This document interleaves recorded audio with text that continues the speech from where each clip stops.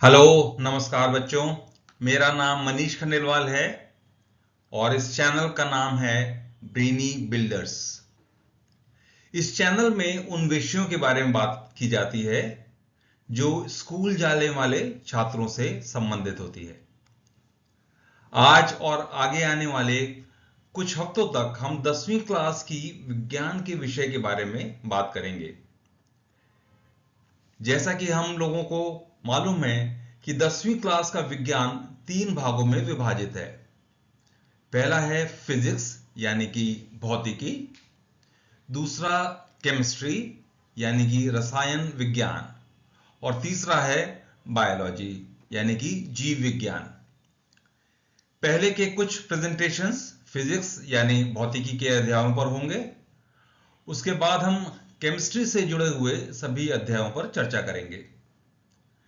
प्रत्येक अध्याय में पहले हम उस विषय के बारे में अच्छी तरीके से पढ़ेंगे और उसके बाद उस विषय से संबंधित लघु उत्तरीय और दीर्घ उत्तरीय सवालों को भी हल करेंगे। हाँ, एक बात और, सभी प्रेजेंटेशंस हिंदी और इंग्लिश दोनों ही भाषाओं में होंगे।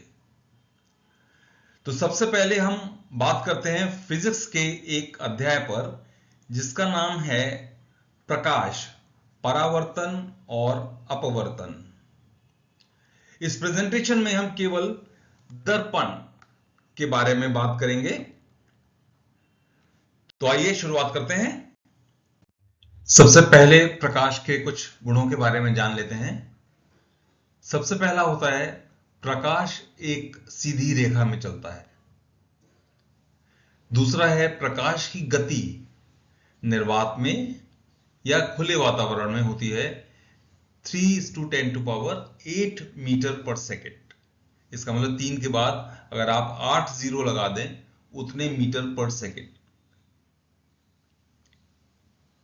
फिर है प्रकाश कणों के रूप में या तरंगों के रूप में चलता है, और ये प्रकाश एक सीधी रेखा में चलने का ही एक आप उदाहरण मान सकते हैं कि अगर प्रकाश किसी अपारदर्शी सतह पर गिरता है तो उसकी छाया दूसरी ओर पड़ती है। अगर वो सीधी रेखा में चलता है तभी जो है वो अपारदर्शी सतह उसको आगे जाने नहीं देती और उसकी छाया पीछे की तरफ बन जाती है।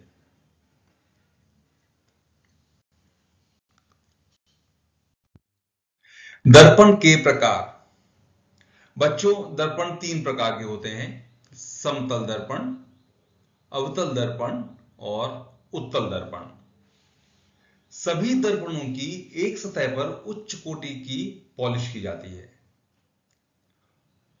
जब प्रकाश इस सतह पर पड़ता है तो उसका अधिकांश भाग परावर्तित हो जाता है। जिन दर्पणों में ये परावर्तक सतह सीधी होती है, समतल होती है, उसे दर्पण कहते हैं, समतल दर्पण कहते हैं। और जिन दर्पणों में ये सतह गोलीय होती है, ये देख सकते हैं आप इधर, ये गोलीय है और ये भी गोलीय है, उन्हें हम अवतल दर्पण या उत्तल दर्पण कहते हैं। आप देख सकते हैं अवतल दर्पण में जो परावर्तक सतह है वो अंदर की ओर है और अब उत्तल दर्पण में ये परावर्तक सतह बाहर की ओर है। इसके बारे में विस्तार से हम आगे पढ़ेंगे। बच्चों, गोलीय दर्पण कांच के गोले को काटकर बनाया जाता है। जैसा कि ये एक कांच का गोला है, इस गोले के अगर इस भाग को हम काटकर इसके अंदर के पृष्ठ को अच्छी तरीके से पॉलिश कर दें तो ये बन जाएगा हमारा अवतल दर्पण। इसी तरीके से अगर इस गोले के इस भाग को काटकर हम इसके बाहरी सतह को पॉलिश कर दें तो ये उत्तल दर्पण बन जाता है। आइए अब दर्पण से संबंधित कुछ शब्दों को जान ले। गोलीय दर्पण की चर्चा करते हुए सामान्यतः इन शब्दों का प्रयोग होता है। गोलीय दर्पण के परावर्तक पृष्ठ के केंद्र को, यह परावर्तक पृष्ठ है इसके केंद्र को ध्रुव कहते हैं और इसे P से दर्शाया जाता है। जैसे इस दर्पण का जो मध्य है, जो मध्य बिंदु है वो ये है, इसको हम कहते हैं ध्रुव। इसी तरीके से इस दर्पण के परावर्तक पृष्ठ जो बाहर की तरफ है, इसका मध्य बिंदु ये है जो लाल रंग के गोले से दिखाया हुआ है, इसको हम कहते हैं ध्रुव, और इसको हम लोग P से दर्शाते हैं, जैसे कि यहां पे हम देख सकते हैं। जिस गोले को काटकर ये दर्पण बनाया जाता है, जैसे कि ये वाला दर्पण हमने इस गोले को काटकर बनाया, तो जिस भी गोले को काटकर हम दर्पण बनाते हैं, उस गोले के केंद्र को वक्रता केंद्र कहते हैं। एक बार फिर मैं बता देता हूं, जिस गोले को काटकर दर्पण बनाया जाता है, गोलीय दर्पण बनाया जाता है, उस गोले के केंद्र को वक्रता केंद्र कहते हैं, और इसे हम C से दर्शाते हैं। और इसी गोले की त्रिज्या को हम कहते हैं वक्रता त्रिज्या R, और इसे हम R से दर्शाते हैं। वक्रता केंद्र और ध्रुव से जाने वाली सीधी रेखा को हम कहते हैं मुख्य अक्ष। तो इसमें तीन चार चीजें हमारी हुई। एक तो हो गया हमारा ध्रुव, जो कि परावर्तक पृष्ठ के मध्य बिंदु को कहते हैं। दूसरा हो गया हमारा वक्रता केंद्र, जो कि जिस कांच के गोले को काटकर हमने दर्पण बनाया है, उस गोले के केंद्र को हम वक्रता केंद्र कहते हैं। उसी गोले की त्रिज्या को हम कहते हैं वक्रता त्रिज्या। और ध्रुव और वक्रता केंद्र से होकर जाने वाली सीधी रेखा को हम मुख्य अक्ष कहते हैं। जो P और C के बीच की दूरी है, वही वक्रता त्रिज्या होती है। इसमें एक बहुत दूसरा महत्वपूर्ण पॉइंट होता है फोकस का, दर्पण का फोकस। इसको हम बाद में पढ़ लेंगे, लेकिन अभी के लिए केवल हम इतना जान लेते हैं कि जो इसका दूरी होती है, फोकस दूरी जो होती है, वो वक्रता त्रिज्या की आधी होती है। यानी अगर PC हमारी 100 है तो PF हो जाएगी 50। और अंतिम है टोटल, जो इसकी कुल लंबाई होती है किसी भी दर्पण की, उसको हम कहते हैं अपर्चर। जैसे इसमें AB एक अपर्चर है। अब जानते हैं परावर्तन किसे कहते हैं। बहुत ही आसान है। प्रकाशीय किरणें किसी दर्पण के चमकदार सतह से जब टकराती हैं, तो टकराकर वो वापस लौटती हैं। इसी गुण को कहते हैं परावर्तन। तो प्रकाश किरणों के पॉलिश सतह से टकराकर वापस लौटने के गुण को परावर्तन कहते हैं। अब परावर्तन के दो नियम होते हैं। तो अगर आप देखते हैं यहां पे, तो ये किरण आई, जो किरण आती है और टकराती है, आने वाली किरण को हम कहते हैं आपतित किरण। और जब ये दर्पण से टकराकर वापस लौट जाती है, तो वापस लौटने वाली किरण को हम कहते हैं परावर्तित किरण। जिस बिंदु पर आपतित किरण किसी दर्पण के चमकदार सतह को टकराती है, उस बिंदु से अगर हम एक अभिलंब खींच दें, तो अभिलंब और आपतित किरण के बीच का जो कोण है, उसे हम कहते हैं आपतन कोण। और अभिलंब और परावर्तित किरण के बीच का कोण को कहते हैं हम परावर्तन कोण। तो परावर्तन के जो नियम होते हैं, उसका पहला नियम यही है कि आपतन कोण और परावर्तन कोण बराबर होते हैं। इसका मतलब यह हुआ कि हमारी आपतित किरण दर्पण के जिस भाग को टकराती है, उस भाग से अगर हम एक अभिलंब खींच दें, तो अभिलंब और आपतित किरण के बीच का कोण और अभिलंब और परावर्तित किरण के बीच का कोण, ये दोनों कोण बराबर होते हैं। ये इसका पहला नियम है। और दूसरा नियम होता है कि आपतित किरण, परावर्तित किरण और अभिलंब, ये तीनों के तीनों एक ही तल पे होंगे। ये अलग अलग तल पे नहीं होते, तीनों के तीनों एक ही तल पे होते हैं। ये परावर्तन का दूसरा नियम है। बच्चों, तीनों प्रकार के दर्पण, चाहे वो समतल दर्पण हो, चाहे वो उत्तल दर्पण हो, चाहे अवतल दर्पण हो, तीनों प्रकार के दर्पण प्रतिबिंब बनाते हैं। जहां पर भी दो या दो से अधिक परावर्तित किरणें मिलती हैं या उनके मिलने का आभास होता है या मिलती हुई दिखाई देती हैं, वहां पर प्रतिबिंब बनता है। प्रतिबिंब के दो प्रकार होते हैं, एक होता है वास्तविक प्रतिबिंब और एक है आभासी प्रतिबिंब। तो जैसे कि नाम बताता है वास्तविक प्रतिबिंब, यह प्रतिबिंब वहां बनता है जहां दो या दो से अधिक प्रकाश की किरणें वास्तव में मिलती हैं। यह हमेशा उल्टा दिखाया जाता है, यह उल्टा होता है और इसको स्क्रीन पर हम नहीं देख सकते। जबकि आभासी प्रतिबिंब वहां बनता है जहां पर दो या दो से अधिक प्रकाश की किरणों के मिलने का आभास होता है। ये वास्तविक नहीं मिलती, जबकि ये आभास होता है खाली हमें प्रकाश की किरणों के मिलने का। ये सीधा बनता है, आप देख रहे हैं इसे सीधा प्रतिबिंब यहां बनता है, इसको स्क्रीन पर नहीं देख सकते। बच्चों देखते हैं किसी समतल दर्पण पर प्रतिबिंब कैसे बनता है। माना कि ये एक समतल दर्पण है जिसकी ये वाली सतह चमकदार सतह है, ये इसका मुख्य अक्ष है और इस मुख्य अक्ष पर ये लाल रंग की कोई वस्तु रखी है जिसको हम इंग्लिश में ऑब्जेक्ट कह सकते हैं या बिंब कह सकते हैं। और इसी ऑब्जेक्ट का हम देखेंगे, इसी वस्तु का देखेंगे बिंब कैसे बनेगा। और यह वस्तु हमारे समतल दर्पण से 4.6 सेंटीमीटर की दूरी पर रखी हुई है, जैसे कि दर्शाया हुआ यहां पे। अब इस वस्तु से दर्पण पर एक आपतित किरण आएगी जो इस दर्पण के ध्रुव पर गिरेगी। यह आपतित किरण है और परावर्तन के नियम के अनुसार यह किरण जो है इसी बिंदु पर, जिस बिंदु पर आपतित किरण गिरी है समतल दर्पण के, उस बिंदु से परावर्तित हो जाएगी। यह परावर्तित किरण हो गई। इस समतल दर्पण से अगर हम अभिलंब खींचें तो वो मुख्य अक्ष पर ही मिलेगा।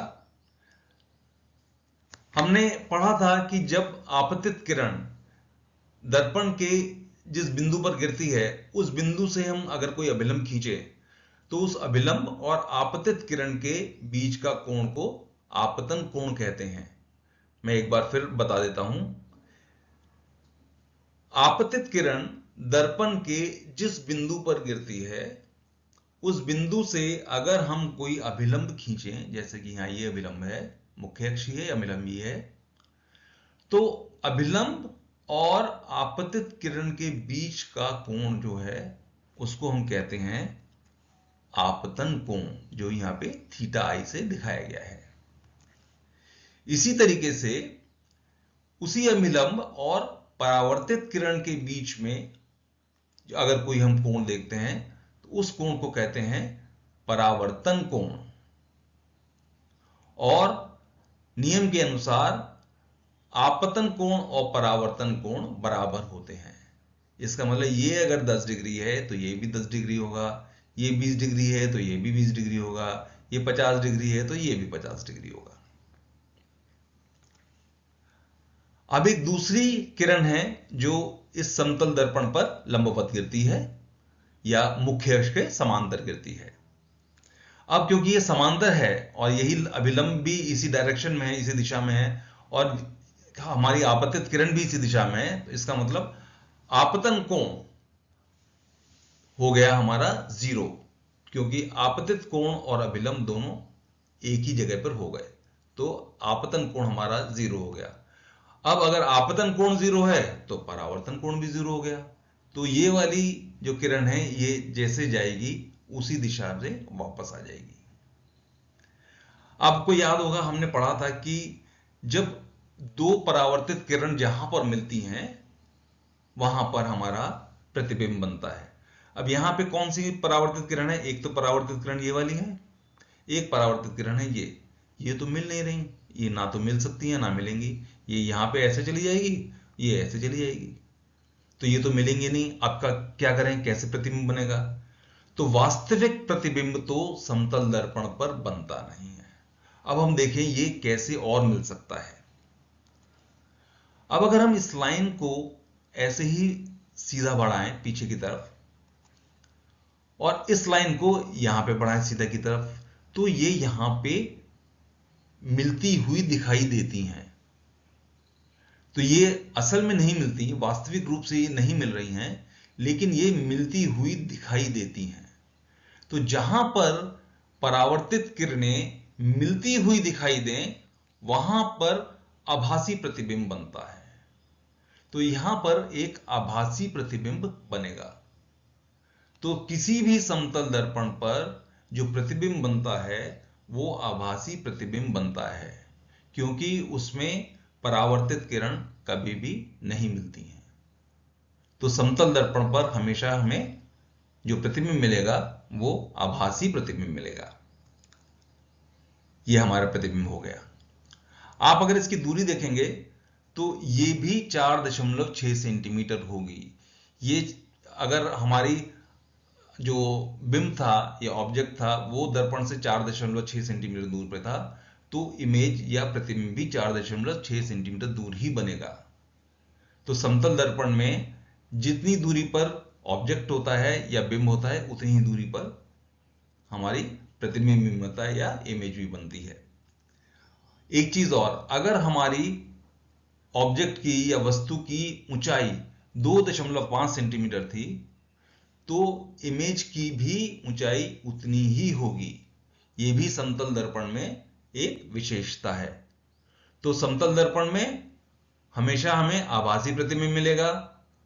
हमेशा हमारा जो प्रतिबिंब होगा वो दर्पण से उतनी ही दूर होगा जितनी दूर पर हमारी वस्तु है, और इसमें इमेज की जो ऊंचाई है वो वस्तु की ऊंचाई के बराबर होगी। तो अगर आप देखते हैं तो आप प्रतिबिंब हमेशा समतल दर्पण पर कैसा होगा? आभासी और सीधा। ये उल्टा नहीं होगा, ये सीधा प्रतिबिंब होगा। वस्तु के बराबर के आकार का होगा। ये 2.5 सेंटीमीटर है तो ये भी 2.5 सेंटीमीटर है। बिंब और प्रतिबिंब दर्पण से बराबर दूरी पर होते हैं। ये 4.6 सेंटीमीटर है तो ये भी 4.6 सेंटीमीटर है। ये अगर 10 सेंटीमीटर होगा तो ये भी 10 सेंटीमीटर होगा। हां, इसमें जो इमेज बनती है, ये जो प्रतिबिंब बनता है वो पार्श्व उल्टा होता है, यानी कि दाहिना बाएं हो जाता है हमारी इमेज में, और बायां जो है हमें दाहिना दिखाई देता है। तो इसका सबसे आसान जो उदाहरण है हमारे रोज के लिए, हमारे घर में लगा हुआ शीशा होता है जिसमें हम लोग हम उसको देखते हैं, उसमें अपनी शक्ल देखते हैं। तो हमारे घर का जो शीशा होता है वो एक समतल दर्पण होता है। आपने देखा होगा उसमें जो हमारी प्रतिबिंब बनता है वो असली तो होता नहीं है, हम तो वहां अंदर बैठे नहीं हुए हैं, आभासी ही होता है वो। और वो ना तो छोटा होता है ना बड़ा होता है। उसमें आपने अगर अभी तक कभी उस चीज को ध्यान नहीं दिया तो आज देना ध्यान। उसमें जो अगर आप अपना दाहिना हाथ हिलाएंगे डुलाएंगे तो आप देखेंगे दर्पण के अंदर आपका बायां हाथ हिल डुल रहा है। तो वो पार्श्व उल्टा होता है हमारे जो प्रतिबिंब है, यानी दाहिने का बायां होता है और बाएं का दाहिना होता है। आइए देखते हैं अवतल दर्पण द्वारा प्रतिबिंब कैसे बनता है। यहां पर वस्तु को हम दिखाएंगे लाल रंग के तीर से, और जो प्रतिबिंब है यानी कि इमेज है वो हम दिखाएंगे नीले रंग के तीर से। सबसे पहली स्थिति में जब वस्तु अनंत पर रखी हुई है, उस स्थिति में जो वस्तु का प्रतिबिंब बनेगा वो बनेगा दर्पण के फोकस बिंदु पर, और उसका आकार भी बिल्कुल बिंदु स्वरूपी हो जाएगा। दूसरी स्थिति में जब वस्तु दर्पण से थोड़ा सा पास आ जाती है, लेकिन हां वक्रता त्रिज्या से परे ही रहती है, उस स्थिति में जो प्रतिबिंब है वो दर्पण से दूर हो जाएगा। पहले F पे था, फोकस पे था, अब F और C के बीच में आ गया, और यहां पर जो प्रतिबिंब है वो प्रतिबिंब का आकार भी थोड़ा सा बढ़ जाता है। यहां पे बिल्कुल बिंदु के रूप में था, यहां पे इसका आकार थोड़ा सा प्रतिबिंब का बढ़ गया है यहां पे। तीसरी स्थिति में वस्तु दर्पण से और पास में आ जाती है। पहले C से दूर थी, अब C पर आ गई। उस स्थिति में जो हमारा प्रतिबिंब है वो भी अब हमारा C पर आ जाता है। पहले F और C के बीच में था, अब हमारा प्रतिबिंब आ जाता है C पर, और यहां पर प्रतिबिंब का आकार वस्तु के आकार के बराबर हो जाता है। यहां पर छोटा था, यहां पे अब वस्तु के आकार के बराबर हो गया। चौथी स्थिति में वस्तु जो है वो C और F के बीच में आ गई है, वो दर्पण से और पास में आ गई है। प्रतिबिंब जो है वो दर्पण से और दूर चला गया। पहले दर्पण के ऊपर था प्रतिबिंब, अब प्रतिबिंब हमारा और दूर चला गया है और उसका आकार भी बढ़ गया है। तो इस स्थिति में, ये पहली स्थिति है जब हमारा प्रतिबिंब जो है वो वस्तु के आकार से बड़ा हो जाता है। ये हमारी पांचवी स्थिति है जब हमारा जो वस्तु है, अगर वस्तु फोकस पर रखी हुई है तो उसका प्रतिबिंब जो है वो बनेगा अनंत पे। आपने पहली स्थिति में देखा होगा कि जब वस्तु अनंत पर है तो वस्तु का प्रतिबिंब बन रहा है फोकस पर। अब जब वस्तु फोकस पर है तो प्रतिबिंब बनेगा अनंत पर। और छठी कंडीशन, आखिरी कंडीशन होती है जब वस्तु मिरर के, इसके अवतल दर्पण के ध्रुव और फोकस के बीच में आ जाए। उस स्थिति में परावर्तित किरणें जो हैं वो आपस में नहीं मिलती हैं। फिर इस स्थिति में जो वस्तु है उसका प्रतिबिंब आभासी बनता है और दर्पण के पीछे बनता है। मैं दोबारा से आपको बता देता हूं, यहां पे आप अनंत से वस्तु शुरू होती है, जैसे जैसे ये पास आती रहती है वैसे वैसे प्रतिबिंब जो पहले फोकस से शुरू हुआ था वैसे वैसे प्रतिबिंब दूर जाता रहता है। पांचवी स्थिति तक आप देखेंगे वस्तु पास आती जाती है। वस्तु पहले अनंत पर थी, फिर C से पहले थी, फिर C पर थी, फिर C और F के बीच में थी और फिर F पे आ गई। हमारा जो प्रतिबिंब है उसका F पे था पहले बिंदु से, फिर C और F के बीच में आ गया, थोड़ा सा साइज इसका बड़ा हो गया, फिर C पर आ गया और आकार बड़ा हो गया, फिर C से दूर चला गया और यहां पे इसका आकार वस्तु से भी बड़ा हो गया। उसके बाद जो प्रतिबिंब है हमारा वो बना हमारा अनंत पर। और अंतिम स्थिति में जब वस्तु दर्पण के ध्रुव और फोकस के बीच में होती है, उस स्थिति में वास्तविक हमें जो इसका प्रतिबिंब है वो नहीं बनता, क्योंकि परावर्तित किरणें वहां पे कभी नहीं मिल सकती। तो उस स्थिति में हमें आभासी प्रतिबिंब प्राप्त होता है। आप अगर खाली जो हम लोगों ने यहाँ पे लिखा हुआ है इसको देख लें, पोजीशन जो है वो इसका मतलब स्थान है, साइज आकार है, रियल का मतलब है वास्तविक, इन्वर्टेड लिखा हुआ है तो उसका मतलब उल्टा, स्मॉल है छोटा, एनलार्ज है बड़ा, सेम है बड़ा और इरेक्ट है सीधा। तो ये दर्पण का हमारा अगर आप देखते हैं स्थिति है, तो दर्पण की स्थिति यहाँ पे क्या है, F पर है। साइज यानी आकार कितना है, बिल्कुल बिंदु के बराबर है, पॉइंट है, और ये वास्तविक है और उल्टा है। हालांकि बिंदु के रूप में दिखाई नहीं दे रहा, लेकिन ये वास्तविक है और उल्टा है। इस स्थिति में C और F के बीच में है प्रतिबिंब हमारा, साइज इसका छोटा है, स्मॉलर जब हम बोल रहे हैं तो छोटा है वस्तु से, और ये एक वास्तविक है और उल्टा है।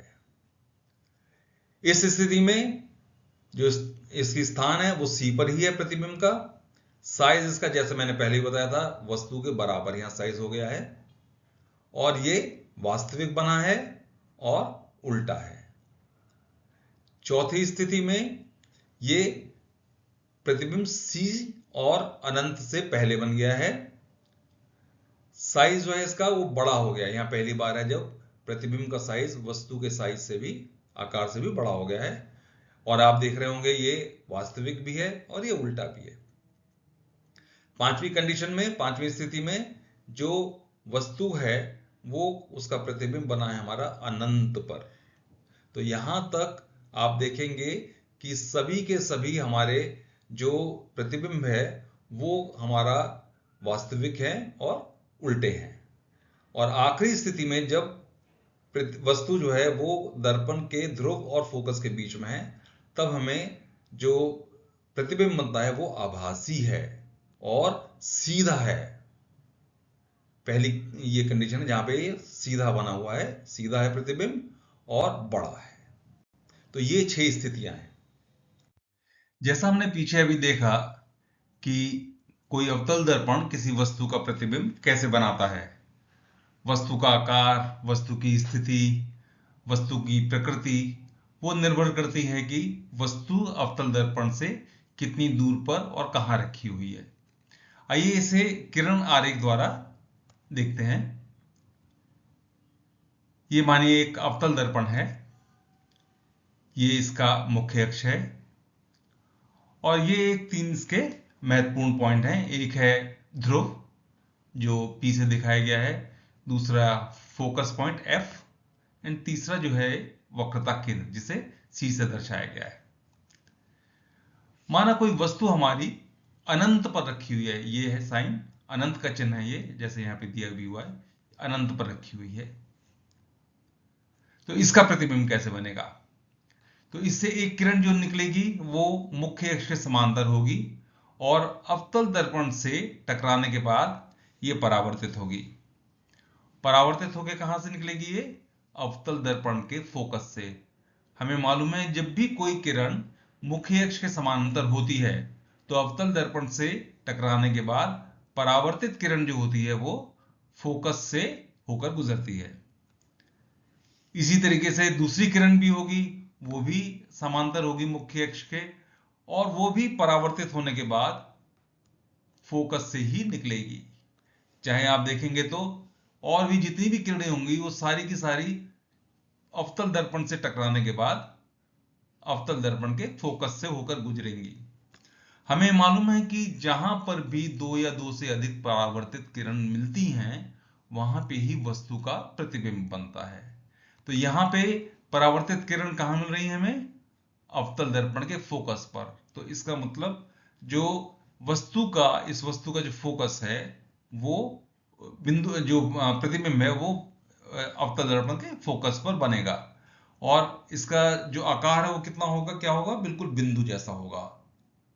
और ये क्योंकि ये वास्तव में परावर्तित किरण मिल रही है तो ये एक वास्तविक हमारा इसकी प्रकृति होगी। अब एक दूसरी स्थिति है, उसमें बिल्कुल जैसे हमने पहले किया था वैसे ये अवतल दर्पण आया, इस दर्पण का ये मुख्य अक्ष है, ये इसका ध्रुव है, ये इसका फोकस बिंदु है और ये वक्रता केंद्र। अब वस्तु जो है वो थोड़ा सा पास आती है, अभी C से दूर है लेकिन अनंत से पास आ जाती है दर्पण के, वो अब अनंत और वक्रता केंद्र के बीच में है। अब क्या होगा?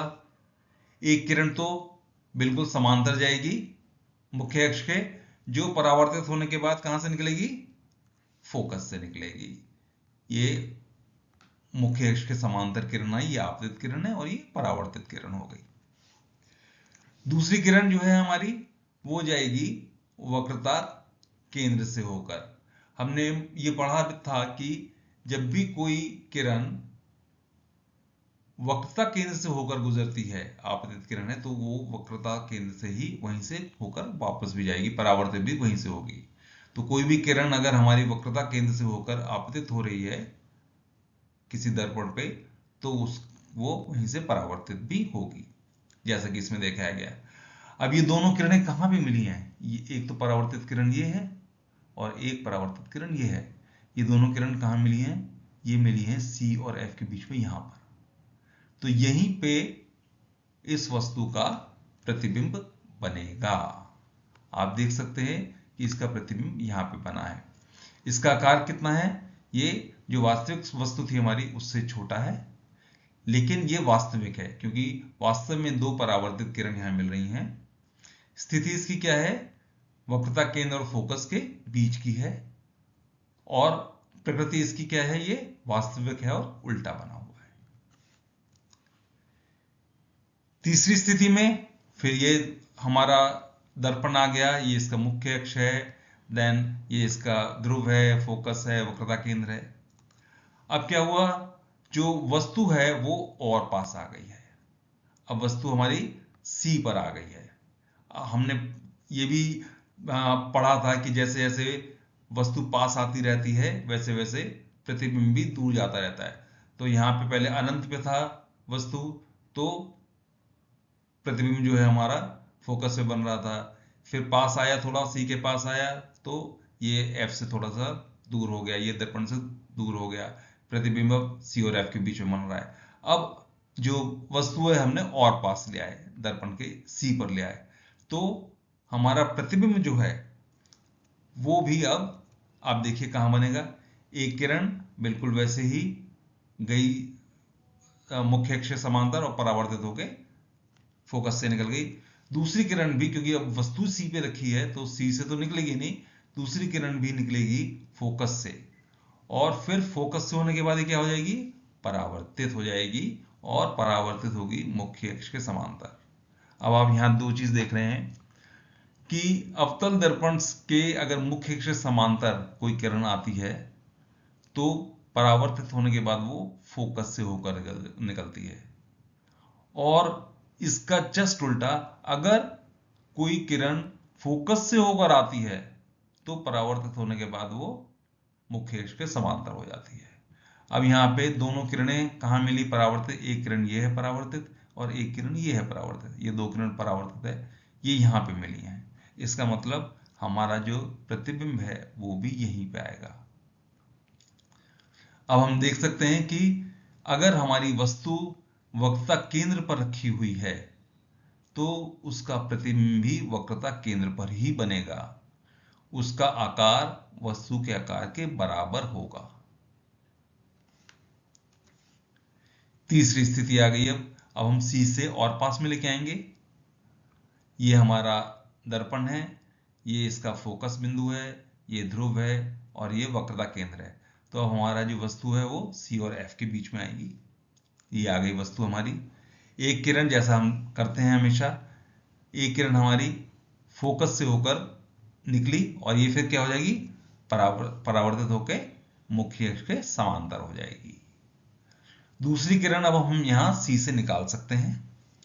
दूसरी किरण हमारी वक्रता केंद्र से होकर गई, और जैसा कि नियम है कि अगर कोई किरण वक्रता केंद्र से होकर जाती है तो फिर वापस भी हो जाती है। तो ये किरण हमारी गई, यहां से गई, वक्रता केंद्र से होकर गई और परावर्तित भी वहीं हो गई। तो इसका जो दोनों परावर्तित किरण है, एक तो ये परावर्तित किरण हो गई हमारी और एक ये परावर्तित किरण हो गई हमारी, ये यहां पे मिले हमें, तो इसका प्रतिबिंब भी यहीं पे बनेगा। अब इसका आप प्रतिबिंब देख सकते हैं, ये वस्तु के आकार से बड़ा हो गया है और ये दर्पण से और दूर हो गया है। मैं एक बार दोबारा से ये चारों स्थितियों को बता देता हूं। वस्तु पहली स्थिति में अनंत पे रखी है, किरणें यहां से मुख्य अक्ष के समांतर हुई, और कोई भी किरण अगर मुख्य अक्ष के समांतर है तो परावर्तित होने के बाद वो फोकस से निकलेगी। तो ये दो किरण यहाँ पे दिखाई हैं, दो मुख्य अक्ष के नीचे से दिखाई हैं, क्योंकि ये मुख्य अक्ष से समांतर है, सारी की सारी किरणें फोकस से होकर निकलेंगी।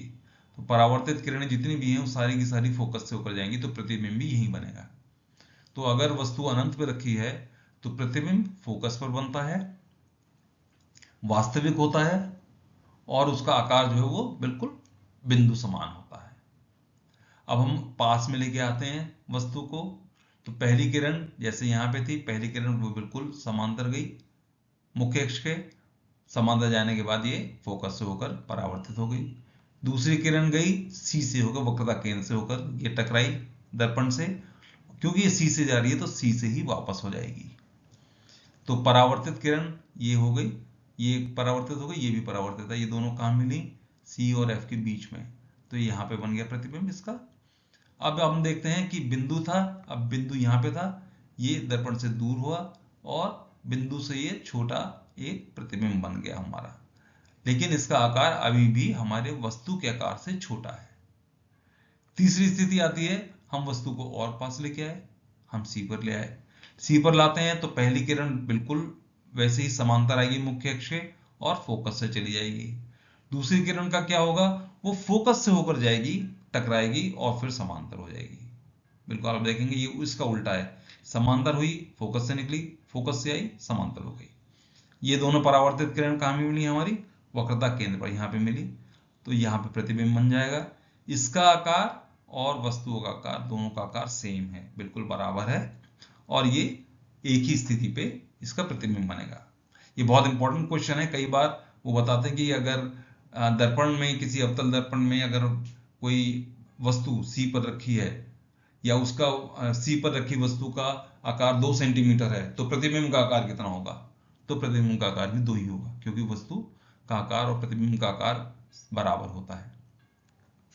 अब हम थोड़ा और आगे बढ़े। अब हमने सी और एफ के बीच में वस्तु रख दी, तो पहली स्थिति में क्या होगा, पहली स्थिति में एक किरण गई फोकस से होकर और समांतर हो गई। दूसरी किरण क्या हुआ, दूसरी किरण हमारी गई अवतल दर्पण से टकराई और सी से होकर निकली। तो जब सी से होकर निकलती है यहाँ पे, तो वहीं से परावर्तित भी होती है, सेम इसका रूट रहता है।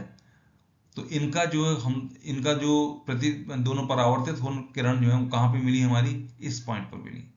एक ये परावर्तित किरण है और एक ये परावर्तित किरण है, यहाँ से गई, टकराई, वापस हो गई और सी से होकर निकली, यहाँ पे मिली, तो प्रतिबिंब हमारा यहाँ बनेगा। अब यहाँ पे पहली बार है कि प्रतिबिंब का जो आकार है वो वस्तु के आकार से बड़ा है, और स्थिति जो है उसकी वो अनंत और सी के बीच में है, लेकिन ये भी वास्तविक है, क्योंकि वास्तविक रूप से दो परावर्तित किरण हमारी यहाँ पे मिल रही हैं। ओके,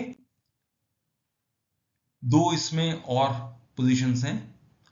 एक स्थिति है, ये अवतल दर्पण आ गया, उसमें वैसे ही जैसे पीछे था वैसे ही इसमें ये मुख्य अक्ष है, ये ध्रुव है, ये इसका फोकस पॉइंट है और ये वक्रता केंद्र है। अब हमारी जो वस्तु आ गई वो आ गई एफ पर, फोकस पर। इससे पहले सी और एफ के बीच में थी, अब फोकस पर आ गई। फोकस पे आती है तो पहली किरण वही मुख्य अक्ष के समांतर आएगी और फोकस से होकर निकल जाएगी। दूसरी वस्तु जो हमारी किरण है वो जाएगी, टकराएगी पहले दर्पण से और सी से होकर निकलेगी, वक्रता केंद्र से होकर निकलेगी। यहां आप देख सकते हैं कि ये दोनों किरणें, परावर्तित किरणें जो हैं वो दोनों समांतर हैं। ये किरण और ये किरण दोनों की दोनों समांतर किरणें हैं। समांतर किरण का मतलब क्या हो गया कि ये किरण कभी आपस में नहीं मिलेंगी। इसका मतलब इसका प्रतिबिंब जो है वो अनंत पर बनेगा। जब वस्तु अनंत पर थी तो प्रतिबिंब बना था फोकस पर, जब वस्तु फोकस पर है तो प्रतिबिंब बना अनंत पर। ठीक है, और अंतिम स्थिति इसकी है, ये दर्पण आ गया, ये इसका मुख्य अक्ष, ये ध्रुव, ये फोकस, ये वक्रता केंद्र। अगर अब वस्तु आ गई हमारी और पास में ध्रुव और फोकस के बीच में, फोकस बिंदु के बीच में यहां पे आ गई हमारी वस्तु। अब देखिए क्या होगा। अभी पहली किरण गई मुख्य अक्ष समांतर और ये फोकस से होकर निकल गई। ये नियम है हमारा, जब भी कोई किरण मुख्य अक्ष समांतर होगी तो टकराने के बाद, परावर्तित होने के बाद, परावर्तित किरण जो है वो फोकस से निकलती है। तो ये हमारा नियम है। अब आप देखेंगे जो दूसरी किरण है, दूसरी किरण वैसे ही बिल्कुल टकराई दर्पण से और टकराने के बाद परावर्तित किरण जो सी से होकर निकल गई। अब यहां पे ये दोनों की दोनों किरण जो हैं वो समांतर नहीं है, लेकिन ये फैल रही हैं। ये इधर जा रही है, ये उधर जा रही, तो आगे तो कहीं नहीं मिलने वाली है। ये किरण जो मिलती हैं, ये आभासित किरण, ये पीछे मिलेंगी। अगर हम दोनों बढ़ाएं, इसको इधर बढ़ाएं और इसको इधर बढ़ाएं, तो ये किरणें पीछे मिलेंगी, क्योंकि ये आप देखेंगे ये आगे फैलती जा रही हैं, तो ये पीछे मिलेंगी। तो ये पीछे मिलती हुई आभासित होंगी, यानी इस पे जो प्रतिबिंब बनेगा हमारा, ये इस पॉइंट पर आभासी प्रतिबिंब बनेगा। तो अवतल दर्पण में केवल एक स्थिति ऐसी होती है जहां पर प्रतिबिंब आभासी बनता है, वो होती है जब वस्तु फोकस और ध्रुव के बीच में रखी हुई हो। क्यों बनती है? ये किरण आरेख से आप देख सकते हैं। इसका जो साइज है वो भी वस्तु के साइज का से बड़ा होता है।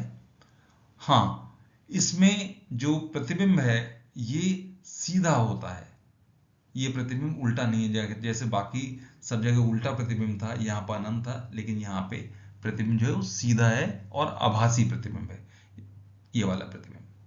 तो ये 6 कंडीशन है, 6 स्थिति। अब देखते हैं कि उत्तल दर्पण द्वारा किसी वस्तु का प्रतिबिंब कैसे बनता है। ये मानिए एक उत्तल दर्पण है, यहाँ पे आप देख सकते हैं कि इसकी जो चमकदार सतह है वो बाहर की तरफ है, ये इसकी चमकदार सतह है। ये इसका मुख्य अक्ष है जहां पे ये ध्रुव है, ये इसका फोकस है और ये वक्रता केंद्र है। अवतल दर्पण में आपने देखा होगा कि फोकस और जो वक्रता केंद्र है वो उसका जहां पे उसकी चमकदार सतह है उस तरफ होता था, यहाँ पे चमकदार सतह होती थी यहीं पे होता था, यहाँ पे उल्टा है। जो गोला है हमारा, कोई भी कांच का गोला, जो भी दर्पण उत्तर और अवतल बनाए जाते हैं वो कांच के गोले से बनाए जाते हैं। तो गोले का आकार कैसा होगा? ऐसे इसी टाइप का होगा, ऐसा, ना कि ऐसा। तो गोला ऐसा होगा हमारा, और उसका वक्रता केंद्र फिर अंदर ही होगा, इसलिए यहां पे इसका ये वक्रता केंद्र है और ये इसका फोकस है। अब माना कि हमारी एक वस्तु जो है कोई अनंत पर रखी हुई है, तो जो पहली किरण होगी वो ध्रुव के मुख्य अक्ष के बिल्कुल समांतर है जैसे पहले भी है, और मुख्य अक्ष से के समांतर आने के बाद दर्पण से टकराकर वो परावर्तित हो जाती है ऊपर की तरफ, क्योंकि बाकी तो इधर तो जाएगी नहीं, इधर तो फोकस है नहीं, फोकस तो इधर है, लेकिन परावर्तित यहीं से हो जाएगी, अंदर तो आ नहीं सकती, परावर्तित यहीं से हो जाएगी, तो वो यहीं से परावर्तित हो जाएगी। इसी तरीके से कोई दूसरी किरण है, वो यहाँ पे आपतित होती है, मुख्य अक्ष के नीचे से आती है, वो यहाँ पे आपतित होती है, और फिर टकराने के बाद वो भी वापस यहीं से हो जाती है, अंदर नहीं जा पाती।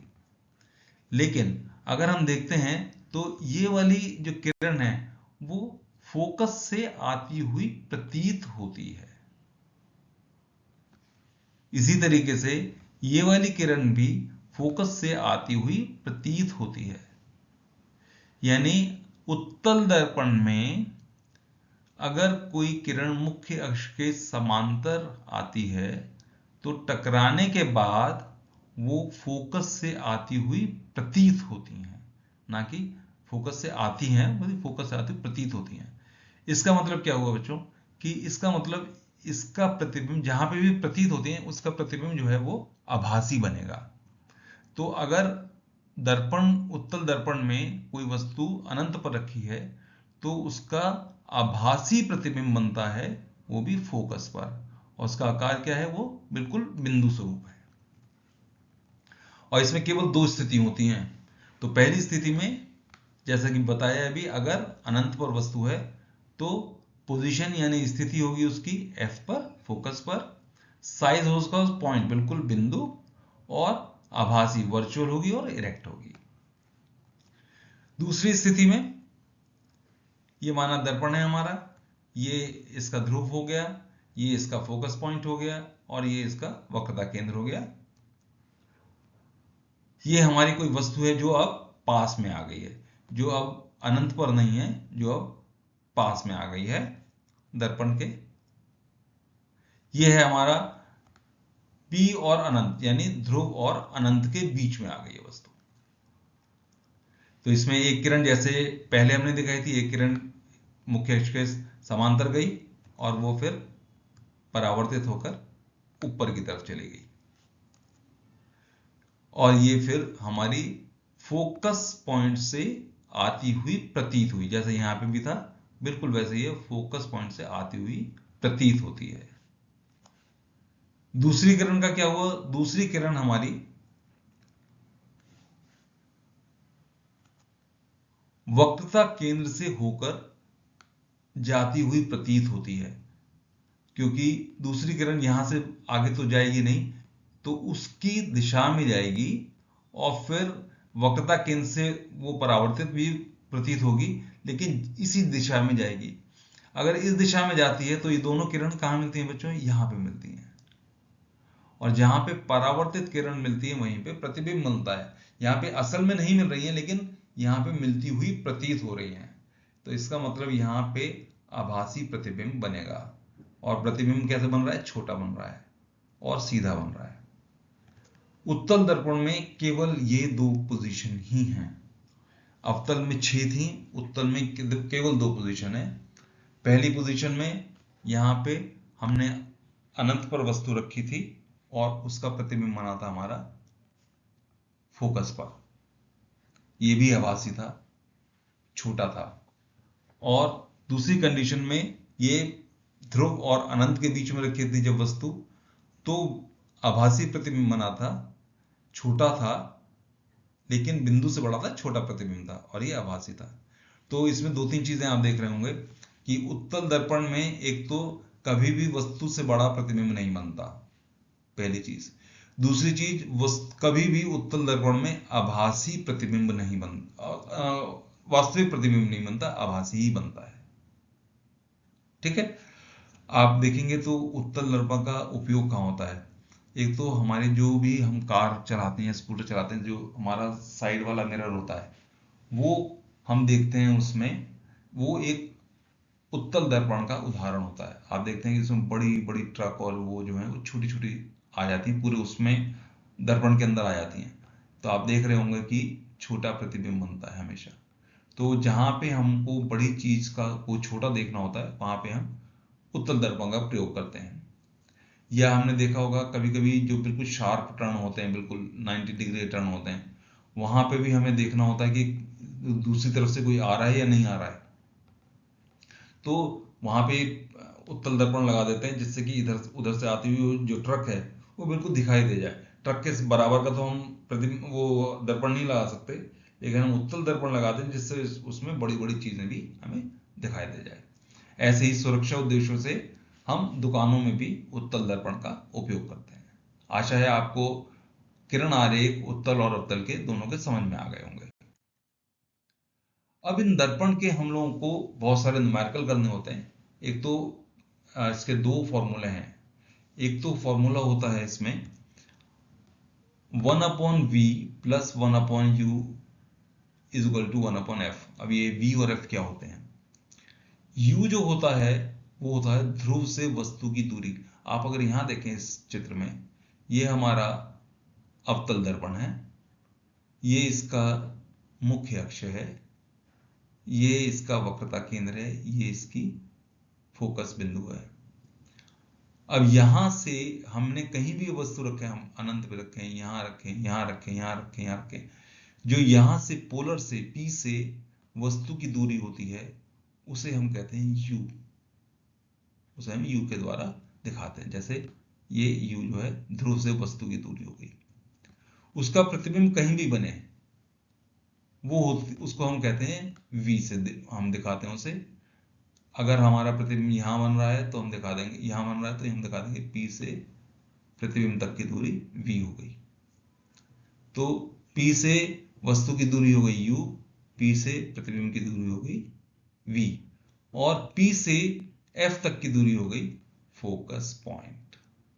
तो ये वाला फॉर्मूला आप देखेंगे, इस पे 80% जो हमारे क्वेश्चन है दर्पण के, वो इसी फॉर्मूले पे आधारित होते हैं। 80 से ज्यादा ही होंगे, इसी फॉर्मूले पे आधारित होते हैं। तो इसको हम लोग जब इसके न्यूमेरिकल करेंगे तब हम लोगों को ये ज्यादा अच्छी तरह से समझ में आ जाएगा। एक होता है दर्पण में आवर्धन। आवर्धन का मतलब कोई वस्तु छोटी दिखाई दे रही है या वो बड़ी दिखाई दे रही है। हमने पीछे देखा होगा अवतल दर्पण में कई कंडीशंस ऐसी थी, जैसे जब वस्तु को जो फोकस और सी के बीच में रखी हुई थी, वक्रता केंद्र और फोकस के बीच में रखी थी, तब हमें वस्तु प्रतिबिंब का आकार वस्तु से बड़ा था।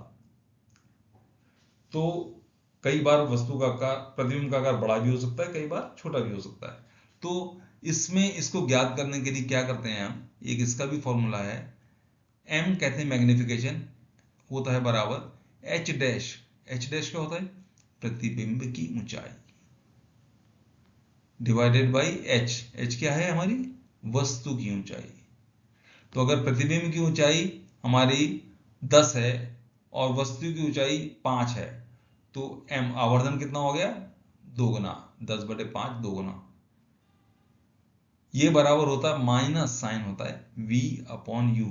v का मतलब हो गया ध्रुव से प्रतिबिंब की दूरी, u हो गई p से वस्तु की दूरी। ये ज्यादा अच्छी तरह समझ में आ गया जब हम लोग इसके न्यूमेरिकल्स करेंगे।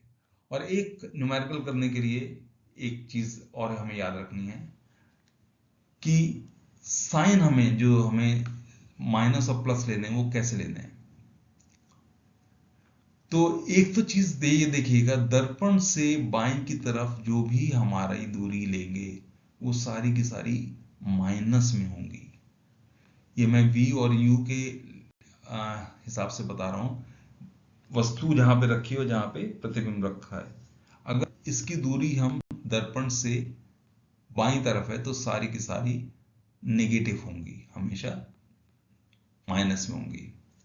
और दाहिने हाथ पर अगर होंगी तो उसको पॉजिटिव कहेंगे, वो प्लस में होंगी। इसका मतलब अवतल दर्पण में हमने देखा था जो लास्ट वाली अंतिम स्थिति थी F और P के बीच में हमें प्रतिबिंब बन रहा था। अगर हमारी वस्तु है तो प्रतिबिंब यहां बन रहा था, तो वहां पे केवल एक कंडीशन है, यहाँ पे V प्लस में होगा, बाकी सब में U और V जो है माइनस में था। एक आप देख सकते हैं कि हमेशा वस्तु लेफ्ट पे ही रहती है, बाईं तरफ ही रहती है, तो U जो है हमेशा माइनस में ही होगा, U प्लस में नहीं होगा, U हमेशा माइनस में होगा। दूसरी, अवतल दर्पण में जो फोकस होती है, फोकस की दूरी, फोकस लंबाई जो भी कहते हैं, वो अवतल दर्पण में माइनस होती है हमेशा। कह सकते हैं कनकेव, केव मतलब गुफा, तो अवतल में हमेशा माइनस होती है, उत्तल दर्पण में हमेशा प्लस होती है। ये दो चीजें याद रखिएगा, बाद में हम लोग बहुत बार करेंगे इस चीज को, तो रिवाइज होती रहेंगी। और अगर अक्ष, मुख्य अक्ष के ऊपर हमारा प्रतिबिंब बन रहा है तो हम उसे प्लस में लेते हैं, और अगर नीचे बनता है तो हम उसे माइनस में लेते हैं। हम अभी बहुत सारे इसमें न्यूमेरिकल्स करेंगे जिसमें ये चीजें ज्यादा हमें समझ में आएंगी। ठीक है, और बच्चों अब दर्पण से संबंधित कुछ प्रश्न को देख लेते हैं। पहला प्रश्न है कि दंत चिकित्सक किस दर्पण का उपयोग करते हैं? अब आप देखें कि दंत चिकित्सक दर्पण का उपयोग करते ही क्यों हैं? तो वो इसलिए करते हैं कि वो जब दांत में देखते हैं अंदर, तो उनको अंदर देखना होता है कि क्या परेशानी है। तो अगर अंदर की जो पिक्चर है वो उसको अगर बड़ा करके देख लेंगे तो दंत चिकित्सक को आराम रहेगा अंदर की परेशानी देखने का। और कौन सा ऐसा दर्पण है ये हमें देखना है कि जो हमें बड़ा प्रतिबिंब बना के दे सकता है। उत्तल दर्पण के दो केस होते थे और दोनों ही में ये छोटा प्रतिबिंब बनाता था। समतल दर्पण उतना ही बड़ा प्रतिबिंब बनाता था। अवतल दर्पण केवल एक ऐसा दर्पण था जो कि प्रतिबिंब को बड़ा करके बनाता था। अगर वो वस्तु जो है इस दर्पण के फोकस और वक्रता केंद्र के बीच में है तो उल्टा बनता था, वास्तविक प्रतिबिंब बनता था।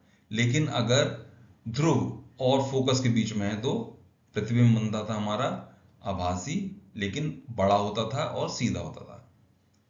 तो जो दंत चिकित्सक होते हैं वो ये चाहते हैं कि जो जब वो दांतों को अंदर देखें तो उनको उसका जो प्रतिबिंब है वो बड़ा करके बने, सीधा बने, जिससे कि वो आराम से उसको देख सकें कि परेशानी क्या है। इसलिए दंत चिकित्सक हमेशा जो यूज करते हैं, जो प्रयोग करते हैं, वो अवतल दर्पण का प्रयोग करते हैं। फिर अवतल दर्पण और उत्तल दर्पण के दो प्रयोग लिखिए। अब एक उपयोग तो हमने अवतल दर्पण के ऊपर देख लिया कि दंत चिकित्सक यूज करते हैं उसे। दूसरा उपयोग ये हो सकता है कि अवतल दर्पण जो है वो सारी किरणों को एक जगह एकत्रित भी करता है। तो हमारे जितने भी प्रोजेक्टर वगैरह हैं जो इसमें मीटिंग्स वगैरह में यूज होते हैं प्रोजेक्टर, उनमें भी अवतल दर्पण का प्रयोग होता है, जिससे कि वो कई सारी किरणें जो है वो आके एक जगह उसको केंद्रित कर सके। या आप ये भी कह सकते हैं कि अवतल दर्पण, जैसे आंखों के डॉक्टर होते हैं वो भी चाहते हैं कि जब वो आंखों में देखें तो उनको छोटी चीज बड़ी करके दिखाई दे, जिससे कि वो आंखों की परेशानी को आराम से और सही तरीके से पहचान सकें। तो जो आंखों का डॉक्टर है वो भी अवतल दर्पण का प्रयोग करता है। जो उत्तल दर्पण है बच्चों, उत्तल दर्पण आपने देखा होगा, वाहन की जो साइड में जो मिरर होता है, वो सारे के सारे वाहन की साइड के मिरर होते हैं उत्तल दर्पण।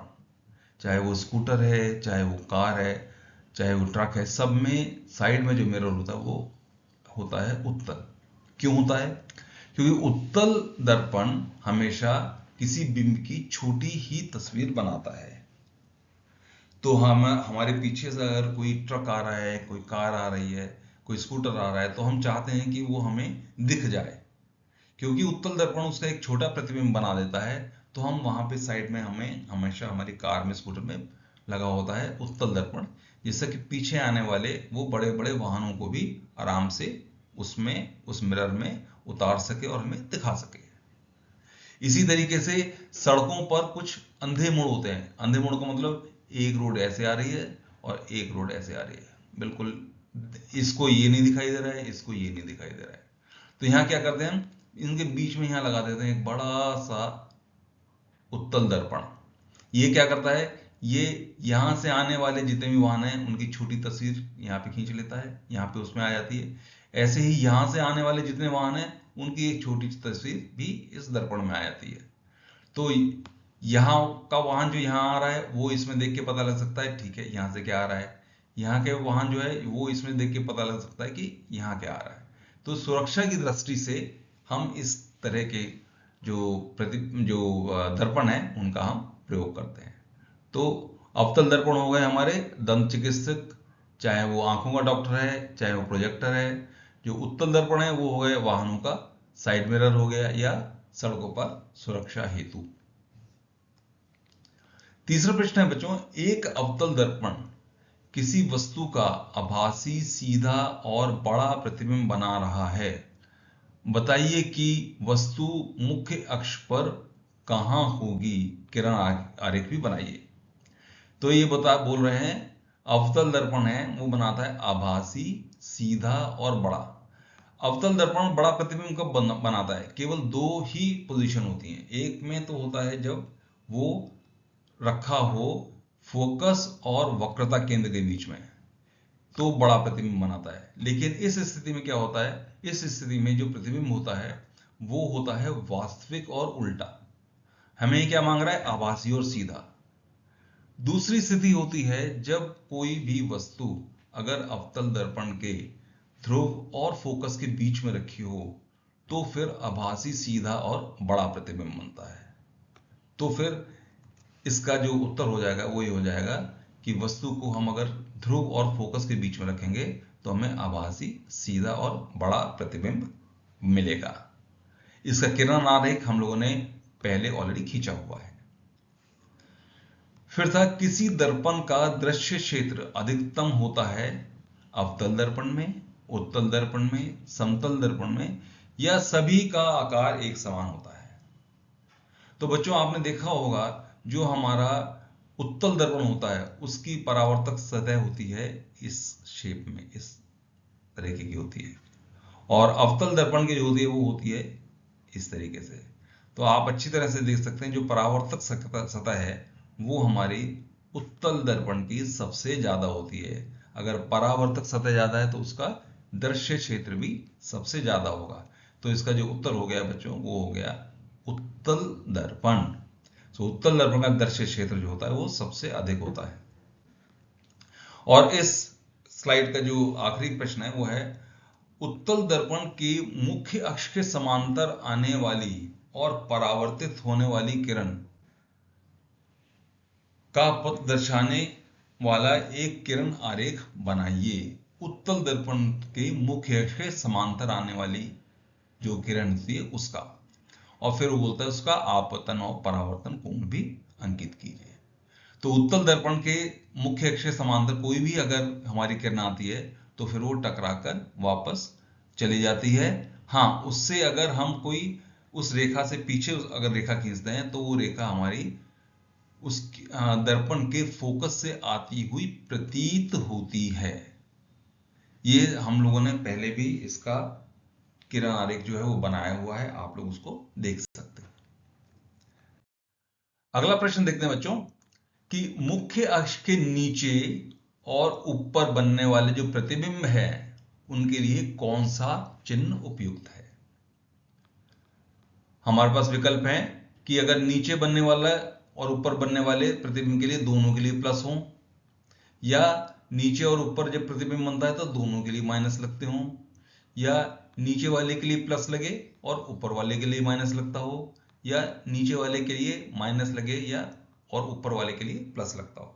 तो जब भी हमारा प्रतिबिंब किसी भी दर्पण के सामने नीचे की तरफ बनता है यानी वास्तविक बनता है, उल्टा बनता है, तो हम उसको दर्शाते हैं माइनस से। उस प्रतिबिंब को हम माइनस से दर्शाते हैं।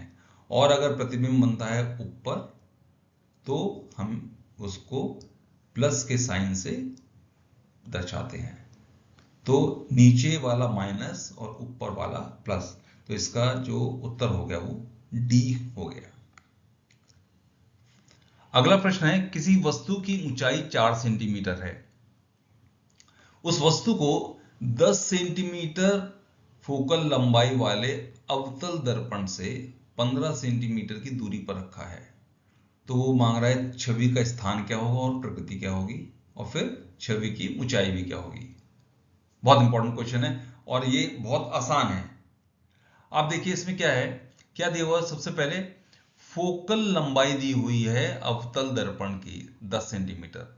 तो अवतल दर्पण की फोकल लंबाई 10 सेंटीमीटर है, इसका मतलब f बराबर हो गया अवतल दर्पण का 10 सेंटीमीटर। लेकिन अवतल दर्पण में फोकस हमेशा किस में होती है, माइनस में। तो f इज इक्वल टू यहां पे -10। अगर इसी की जगह यहां पे लिखा होता उत्तल दर्पण तो हो जाती +10, लेकिन ये अवतल दर्पण है तो अवतल दर्पण में सदैव फोकल लंबाई माइनस में होती है। तो f इज इक्वल टू हो गया -10। वस्तु कहां रखी हुई है, 15 सेंटीमीटर दूर रखी हुई है। तो हमेशा वस्तु जहां पे भी रखी होती है, वस्तु u 15 सेंटीमीटर हो गया, u हमेशा माइनस में होता है क्योंकि ये हमेशा दर्पण से बाईं तरफ है। तो बाईं तरफ जितनी भी हमारी चीजें रखी होती है, बाईं तरफ की जितनी भी हम मेजरमेंट लेते हैं वो सारे के सारे माइनस में होते हैं। तो u जो है वो इसमें हो गया -15 सेंटीमीटर। तो हमारे पास फॉर्मूला क्या होता है दर्पण का, 1/f is equal to 1/v plus 1/u। अब इसमें मान रख दीजिए, f का मान है -10, तो ये हो गया -1/10 बराबर v हमें निकालना है 1/v और u दिया हो -15 प्लस 1/-15 हो गया। अब अगर इसे हम हल करेंगे तो v का मान आएगा 30 सेंटीमीटर, -30 सेंटीमीटर। इसका मतलब क्या हुआ, जो छवि हो गई हमारी वो बनी हमारी माइनस से बाईं तरफ बनी छवि, जिस तरफ वस्तु है उसी तरफ छवि बनी और 30 सेंटीमीटर दूर बनी। आपको याद होगा कि वस्तु अगर फोकल लंबाई और वक्रता केंद्र के बीच में अगर रखी होती है तो फिर वो वक्रता केंद्र से परे बनती है। यहां पे आप देखेंगे कि फोकल लंबाई कितनी है 10, तो वक्रता त्रिज्या कितनी होगी इसकी 10 × 2 20, और वस्तु कहां रखी है 15 सेंटीमीटर पर। इसका मतलब वस्तु जो है वक्रता केंद्र और फोकल लंबाई के बीच में रखी है। इसका मतलब इसका जो प्रतिबिंब बनेगा, जो छवि बनेगी वो हमारी C से परे बनेगी। और हमारा उत्तर भी वही आ रहा है, उत्तर भी हमारा आ रहा है 30। माइनस में 30 है तो उसी तरफ बनेगी जहां पे ये वस्तु रखी हुई है, और माइनस में आ रहा है तो ये फिर उल्टी हो गई, उल्टी तस्वीर बनेगी। अब ये मांग रहा है छवि की ऊंचाई क्या होगी, इसमें हम लगा सकते हैं आवर्धन का फॉर्मूला। आवर्धन क्या होता है, m is equal to -v/u। तो माइनस वहीं रहेगा, -v कितना है, v कितना -30 और u कितना है -15। तो m कितना हो गया हमारा, m इज इक्वल टू -2। तो अगर m -2 आ गया इसका मतलब वस्तु जो है, छवि जो है वो दुगनी हो गई। तो वस्तु की ऊंचाई 4 थी हमारी, तो प्रतिबिंब हो गया हमारा 4 × 2 8 सेंटीमीटर का। माइनस है तो फिर वो वास्तविक है, उल्टा है, और वस्तु की ऊंचाई 8 सेंटीमीटर है। आशा है मैं समझाने में कामयाब रहा इसे आप लोगों को। फिर है एक उत्तल दर्पण को आभासी छवि बनाते हुए दर्शाने वाला एक किरण आरेख बनाइए। तो उत्तल दर्पण में बच्चों दो ही आरेख होते हैं। एक तो होता है जब वस्तु अनंत पे रखी हो तो एक बिंदु बनता है, वो भी आभासी होता है। और एक होता है जब जो वस्तु है वो हमारे ध्रुव और अनंत के बीच में हो, तो फिर वो आभासी बनता है उसका प्रतिबिंब, और छोटा बनता है और बनता है ध्रुव और फोकस के बीच में। तो आप दिखा सकते हैं कि एक किरण आएगी मुख्य अक्ष के समांतर, वो टकरा के वापस चली जाएगी, उसको हम पीछे खींचेंगे तो F पे मिलती हुई दिखाई देगी वो। दूसरी किरण जो है हमारी वो जाएगी और C पे सीधा जाएगी, C पे जाएगी, C से वापस चली जाएगी। ये दोनों किरणें जो हैं बीच में मिलेंगी P और F के बीच में, और एक छोटा प्रतिबिंब बनाएंगे। ये हम पहले भी हम इसे पढ़ चुके हैं, आप इसे बना के देख सकते हैं। उससे अगला प्रश्न है, गोलीय दर्पण पर एक बिंदु पर स्पर्श रेखा खींची जाती है। गोलीय दर्पण पर एक स्पर्श रेखा खींची जाती है। स्पर्श रेखा पर लंब मुख्य अक्ष पर किस बिंदु से होकर गुजरेगा? ध्यान कीजिए, जो गोलीय दर्पण है वो कांच के गोले से बनती है। अब हम कांच के गोले किसी पॉइंट पर अगर यहाँ पे हम स्पर्श रेखा खींचे तो ये एक रूल होता है, यहाँ पे किसी भी यहाँ पे खींचेंगे हम, यहाँ से अगर हम एक लंब खींचेंगे तो ये हमेशा उसके गोले के केंद्र से होकर जाएगा, या हम कह सकते हैं कि दर्पण के वक्रता केंद्र से होकर जाएगा। तो अगर गोलीय दर्पण पर हम किसी बिंदु पर स्पर्श रेखा खींचते हैं तो उस पर जो हम अगर अभिलंब डालते हैं उस पॉइंट से, तो हमेशा वो क्या करेगा? वक्रता केंद्र से होकर जाएगा। तो इसका उत्तर हो गया बी, वक्रता केंद्र। आइए बच्चों 3 प्रश्न और देख लेते हैं दर्पण के। उसमें से पहला है कि एक बस एक कार से 4 मीटर पीछे है। यदि कार के साइड मिरर का वक्रता केंद्र 400 सेंटीमीटर है तो छवि का स्थान और उसकी प्रकृति ज्ञात करें। यह भी पता करें कि बस कितनी छोटी या बड़ी दिखाई देगी। तो यहां पे पहला है एक बस एक कार से 4 मीटर पीछे है। तो सिंपल सी बात है, सबसे पहले तो उसने u दे दिया है, u बराबर है 4 मीटर, क्योंकि u हमेशा माइनस में होता है तो u हो गया -4। यही हमारा बिंब है, तो बस हमारा बिंब है इसमें, वो हो गया u बराबर -4। आगे चलते हैं। यदि कार के साइड मिरर का वक्रता केंद्र 400 सेंटीमीटर है तो हमारा वक्रता केंद्र है 400 सेंटीमीटर, और वक्रता केंद्र फोकल लंबाई का दुगना होता है। तो फोकल लंबाई कितनी होगी? 400 सेंटीमीटर बटे 2, 200 सेंटीमीटर फोकल लंबाई हो गई। और हमने ये भी पढ़ा था कि कार का जो साइड मिरर होता है वो होता है उत्तल दर्पण, तो फिर इसकी फोकल लंबाई हमारी प्लस में होगी, प्लस 200 सेंटीमीटर। हमेशा एक चीज ध्यान रखिएगा सवालों को करते हुए कि जो मानक हो वो दोनों के दोनों बराबर हो। ये मीटर है तो ये भी मीटर में हो, और ये अगर सेंटीमीटर में अगर तो आपको लेना है तो दोनों सेंटीमीटर में लीजिए, लेकिन मानक एक ही होने चाहिए। तो हम मीटर में लेके चलते हैं। हमने यू ले लिया था -4 मीटर, तो एफ हो जाएगा हमारा 200 बटे 100, इसका मतलब 2 मीटर। हमारा एफ था 200 सेंटीमीटर, वक्रता केंद्र का आधा 200 सेंटीमीटर, इसको हमने मीटर में बदल दिया, 100 से भाग कर देंगे, 200 बटे 100, 2 मीटर। तो u हो गया इस केस में -4 मीटर, और f हो गया इसमें +2 मीटर। अब हम सिंपल वही वाला अपना फॉर्मूला लगा देंगे, 1/f = 1/v + 1/u, या हम कह सकते हैं 1/2, 1/2 बराबर 1/v प्लस 1/-4। और इससे हम अगर v निकालेंगे तो v हमारा इसमें बैठेगा 4/3। ये हमारा 4/3 मीटर पर बनेगी छवि, और ये प्लस में आएगा। आपने ये भी पढ़ा होगा कि उत्तल दर्पण में जो हमारी छवि बनती है वो दर्पण के दूसरी तरफ बनती है, दाहिनी तरफ, जहां पे प्लस होता है, जो हमारा साइन होता है वो प्लस का होता है, जो बाईं तरफ होता है सारा माइनस में होता है, बाईं तरफ दाहिनी तरफ प्लस में होता है। तो इसमें जो छवि बनेगी वो दाहिनी तरफ बनेगी 4/3 मीटर पर। और अगर हम इसकी हमें अगर निकालना है कि ये कितनी छोटी या बड़ी होगी, तो उसके लिए हम आवर्धन निकाल सकते हैं, m बराबर -v/u। तो v हमारे कितना हो गया, हमारे पास 4/3, और हमें u पता है 4, तो हमारा जो आवर्धन हो गया 1/3। ठीक है, ये हो गया हमारा आवर्धन 1/3 प्लस का। इसका मतलब ये एक तो हमारा आभासी होगा, प्रतिबिंब सीधा होगा, और 1/3 छोटा होगा। ये इसका आंसर हो गया। अगला इसमें प्रश्न है कि एक आदमी समतल दर्पण से 7 मीटर की दूरी पर खड़ा है। बहुत अच्छा सवाल है ये।